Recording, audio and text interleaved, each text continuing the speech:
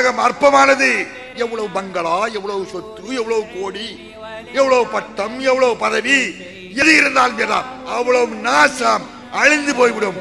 குல்லுமன் அலைஹா ஃபான் வயபுகா வஜ்ஹு ரப்பிக தில் ஜலாலி வல் இக்ராம்.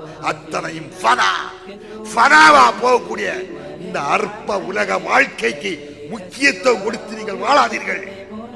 பக்காவா இருக்கக்கூடிய பாக்கியம் வலல் ஆகிரத்து கைரு அபுகா.